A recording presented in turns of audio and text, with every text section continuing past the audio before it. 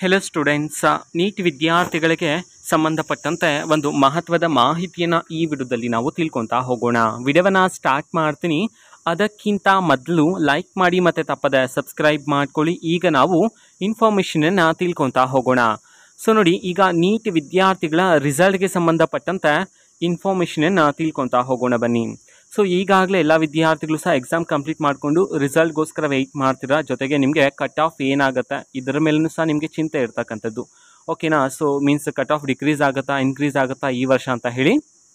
Okay, so ಈಗ neat ವಿದ್ಯಾರ್ಥಿಗಳ result ಬರೋದಕ್ಕಿಂತ ಮೊದಲು ಇನ್ನೂ ಹಲವಾರು ಪ್ರೋಸೆಸ್ಗಳು ಬಾಕಿ ಇರ್ತಕ್ಕಂಥದ್ದು. ಸೊ ಹಾಗಿದ್ರೆ ಯಾವ ಯಾವ ಪ್ರೋಸೆಸ್ ಇನ್ನೂ ಸಹ ಬಾಕಿ ಇದೆ ನಿಮ್ಮ ರಿಸಲ್ಟ್ ಅನೌನ್ಸ್ ಆಗೋದಕ್ಕಿಂತ ಮೊದಲು, ಇದನ್ನು ನಾವು ತಿಳ್ಕೊಳೋದಾದರೆ, ಸೊ ನೋಡಿ, ನಮ್ಮ NTA ಕಡೆಯಿಂದ ನೀಟ್ ವಿದ್ಯಾರ್ಥಿಗಳ OMR ಶೀಟನ್ನು ಬಿಡುಗಡೆ ಮಾಡ್ತಾರೆ. ಅದಾದಮೇಲೆ ಕೀ ಆನ್ಸರ್ಸನ್ನು ಬಿಡುಗಡೆ ಮಾಡ್ತಾರೆ.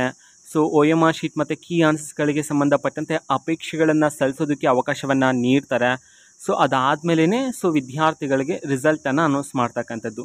ಸೊ ಈಗಾಗಲೇ ಅಫಿಷಿಯಲ್ ಆಗಿ ತಿಳಿಸಿರ್ತಕ್ಕಂತಹ ಮಾಹಿತಿಯ ಪ್ರಕಾರ ನೆಕ್ಸ್ಟ್ ಮಂತ್ 14ನೇ ತಾರೀಕಿನ ಒಳಗಡೆ ನೀಟ್ ರಿಸಲ್ಟನ್ನು ಅನೌನ್ಸ್ ಮಾಡೋದಕ್ಕೆ ಸಂಬಂಧಪಟ್ಟಂತೆ ನಮ್ಮ NTA ಕಡೆಯಿಂದನೇ ಈ ಹಿಂದೆನೇ ಅಫಿಷಿಯಲ್ ಆಗಿ ತಿಳಿಸಿದ್ರು. ಓಕೆನಾ? ಅದು ಸಹ ಟೆಂಟೇಟಿವ್ ಡೇಟ್ ಅಂತ ಹೇಳಿ ತಿಳಿಸಿರ್ತಕ್ಕಂಥದ್ದು. ಸೊ ನಾವು ಮ್ಯಾಕ್ಸಿಮಮ್ ಆಗಿ ಇನ್ಫಾರ್ಮೇಷನ್ ತಿಳ್ಕೊಳೋದಾದ್ರೆ ನೆಕ್ಸ್ಟ್ ಮಂತ್ 10ನೇ ತಾರೀಕಿನಿಂದ 20ನೇ ತಾರೀಕಿನ ಒಳಗಡೆ ವಿದ್ಯಾರ್ಥಿಗಳಿಗೆ ರಿಸಲ್ಟನ್ನು ಅನೌನ್ಸ್ ಮಾಡ್ತಕ್ಕಂಥ ಚಾನ್ಸಸ್ ಇದೆ.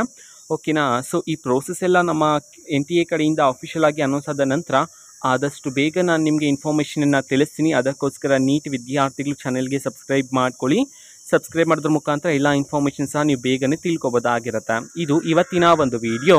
ಮತ್ತು ಈಗ ನಾವು ಟೆಲಿಗ್ರಾಮ್, ಇನ್ಸ್ಟಾಗ್ರಾಮ್ ಮತ್ತು ಫೇಸ್ಬುಕ್ಕಲ್ಲೂ ಈಗ ವಿಡಿಯೋಸ್ಗಳನ್ನು ಅಪ್ಲೋಡ್ ಮಾಡ್ತಿದ್ದೀವಿ. ಲಿಂಕ್ಸ್ಗಳನ್ನು ಡಿಸ್ಕ್ರಿಪ್ಷನ್ ಬಾಕ್ಸಲ್ಲಿ ಕೊಟ್ಟಿರ್ತೇನೆ, ಕ್ಲಿಕ್ ಮಾಡಿಬಿಟ್ಟು ಫಾಲೋ ಮಾಡಿ. ಓಕೆನಾ? So thank you, bye.